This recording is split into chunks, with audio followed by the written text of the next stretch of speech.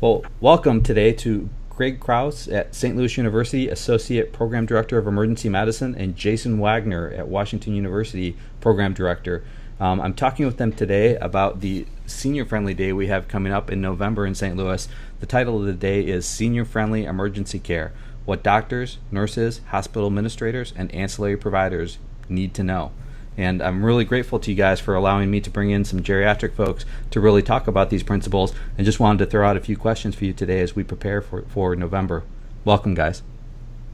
Thank you. Oh, thank you a lot.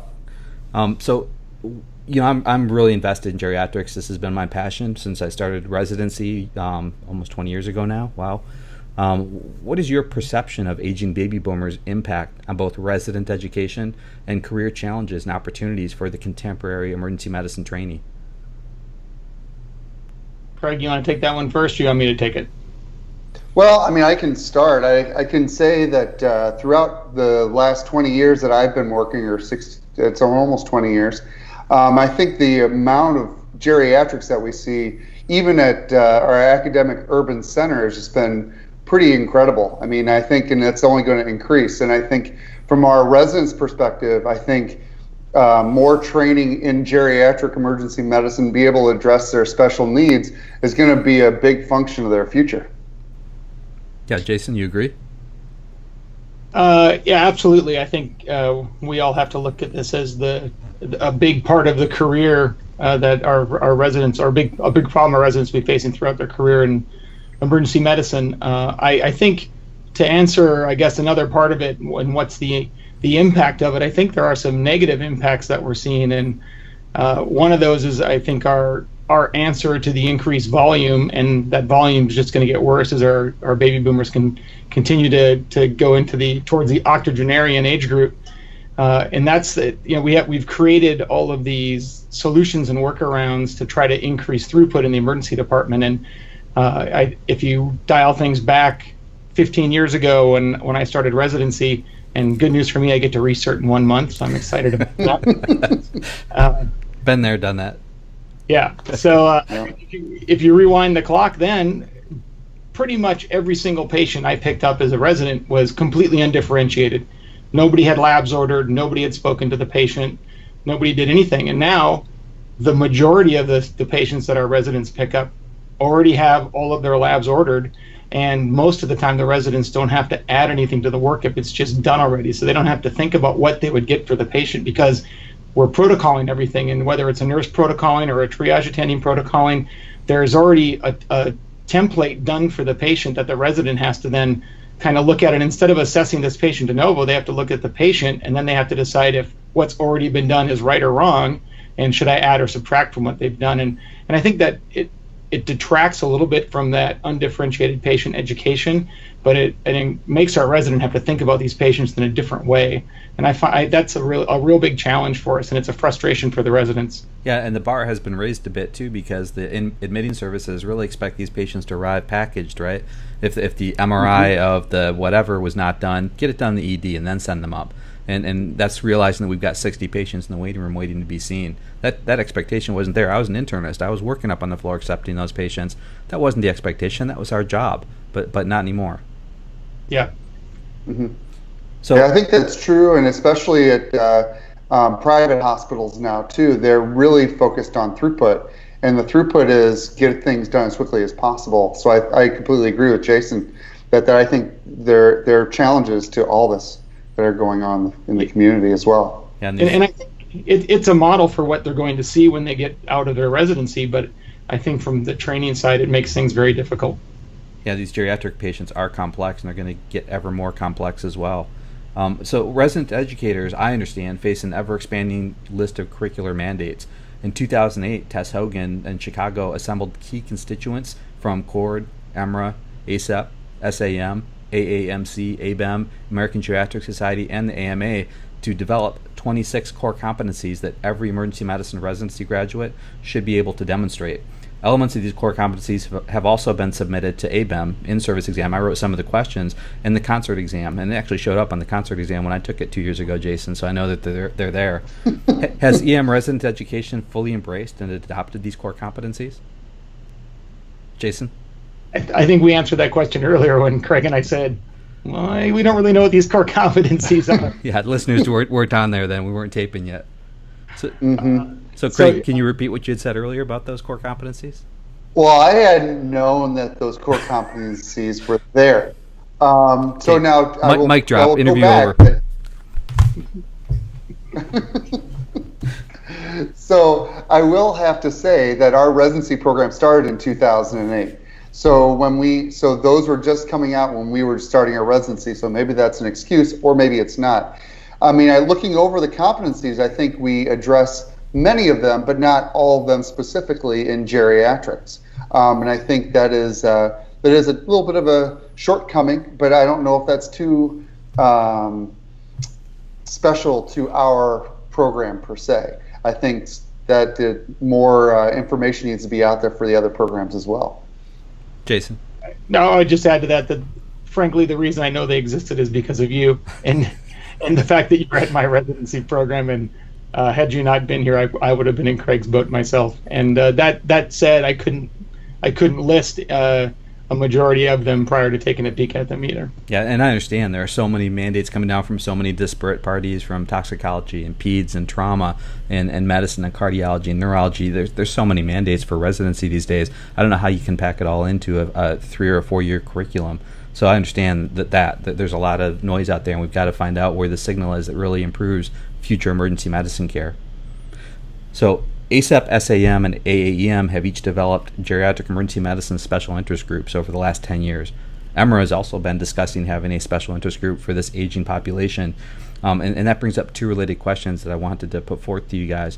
What is the value to EM residents to joining one of these interest groups and becoming more engaged, maybe not even just geriatrics, but in organized medicine in general with special interest groups? I think that's yours, Jason. All right. I think that one of the big benefits, in particular in areas that are maybe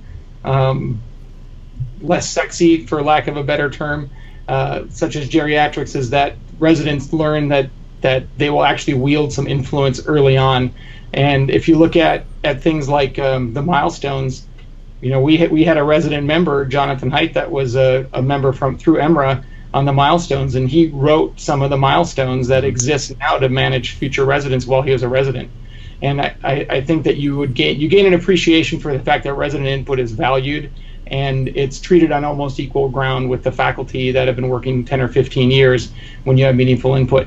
I think the other part of this is that committing to these sorts of organizations are what help you define the future career you're going to have in emergency medicine.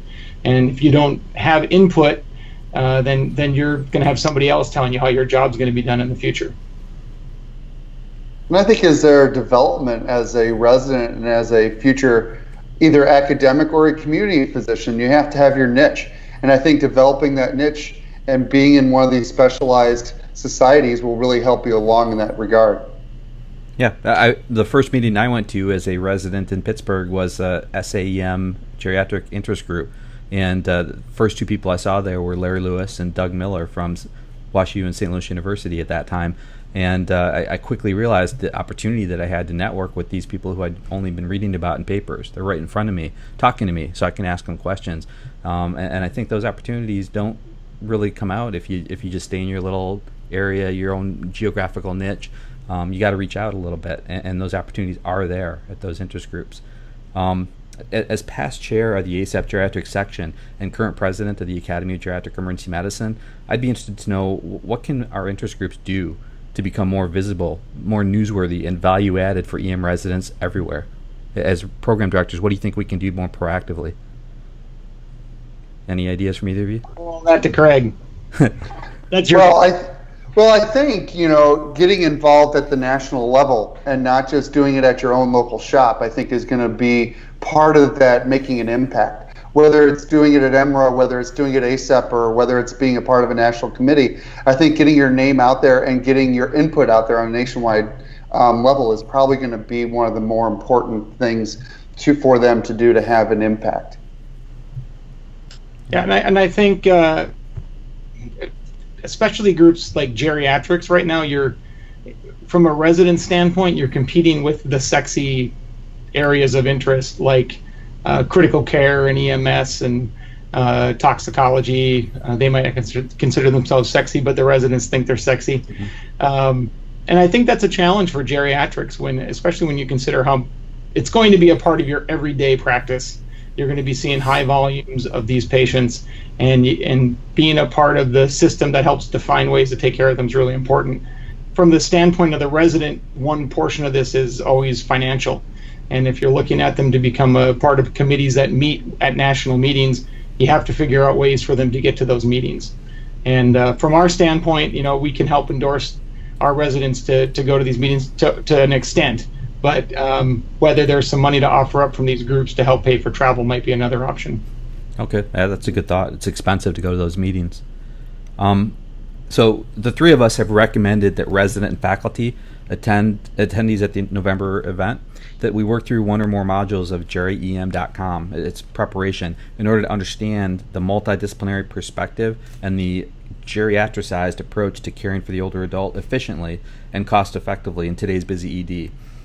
These are actually cases that actually show up in our ED. They are real cases that came into a Toronto ED. And then you get multidisciplinary perspectives from the geriatrician on the same case, from the emergency physician, from the emergency nurse, from the primary care physician, from the family. So you get to walk through the same case from multiple different perspectives. You've also offered to residents asynchronous learning credit. When they complete these modules, they'll need to print the CME certificate at the end and provide it to you guys as proof of completion. Faculty can also receive free CME by completing the modules. What would you say to resident attendees who may be reluctant to check out GeriEM.com because it's another thing? For me, it's just that this is your future. This is going to be half of the patients you see every day when you go to the ER, and that's all you should need to know. Well, I have made it mandatory. You're getting the credit. You're getting the credit. We're giving you that as a bonus. But the learning is, it's not for me, it's for you guys and the patients that they're going to take care of. I mean, from our side, I'm making some of it mandatory. So when they have to do it, so that's not too much of an option for them. But for the future, I mean, most of the stuff that we do asynchronous, or the stuff that you're going to be doing as an attending or as a practicing physician, you're going to be doing this for the rest of your life. And I think the fact that you're going through these things and looking at them now is going to be more beneficial to you in the future, especially talking about geriatric emergency medicine. Yeah, and I just think that attendees will get so much more out of the day if they walk in there with a little bit of background information to understand why we're talking about what we're talking about and how the ideas there are innovative or maybe not so much or maybe not so practical, but then they can pick apart what we're saying and let's move forward rather than if you spend the entire 4 hours just building up the background knowledge, it's a day kind of lost, in my opinion. So that's why we put that forward as an option. So what would the two of you like to see discussed at the St. Louis Geriatric EM Symposium in November? What do you think should be on the agenda as a hot ticket item? I just have to acknowledge how much smarter your answer to that last question was than ours. Oh, well. So I'd love to see a couple of things. One of them, I think, is how the geriatric population presents with similar complaints or similar diagnoses, but in different ways. So the atypical presentations of typical problems. I would also love to have some people come from the hospital side of things and talk to us about what they're doing to help unburden us with this workflow. And you actually mentioned a couple of things that I was thinking of in this, and that is taking on some of the workup that they currently expect to happen in the emergency department and recognizing that that's part of their task, and by unburdening us with that, they can increase patient flow through the ED. And then I'll always add my other +1 boarding to this, in that until they start doing +1 boarding, we're always going to be backlogged in the ER. We do +10 boarding, and the floor won't do +1 boarding. Great. No, I think also with that, I think I would like to also see more of the palliative care, because I think a large percentage of our healthcare dollars are spent in the last several years of your life. And I think we're doing workups on people, finding things that are not necessarily relevant to what they were there for. So you do a huge panel, say out in triage, and you find an abnormality. Was that abnormality actually the reason why they were there? And then we'd get this huge workup that doesn't necessarily mean that they need to be in the hospital. I think the default that we typically use is that their age is almost their percentage of being admitted. So if they're 98 years old and they present to the ED, they have a 98% chance of being admitted to the hospital. So I think some of that. So I think I think we need to reevaluate how we evaluate these geriatric patients, and I think the atypical presentations, and then also what is important to work up, and when do we say when? Yeah, goals of care definitely are going to be an important part of this conversation to make the older adult population manageable. Any final thoughts, gentlemen? I think that covers everything from my side. Yeah, I think it's going to be a very interesting conference, and I hope we get a lot of people there to help participate, not just sit in the audience and watch. I think it's going to be a great conference too, and thank you for letting your residents, the best residents in the country, by the way, St. Louis residents, thank you for letting them spend half a day with us discussing these concepts. We're going to make sure we extend an invitation to our neighbors at Mizzou and SIU as well, and hopefully we get a nice audience. So thank you, gentlemen. Thank you. I have a knock at my door.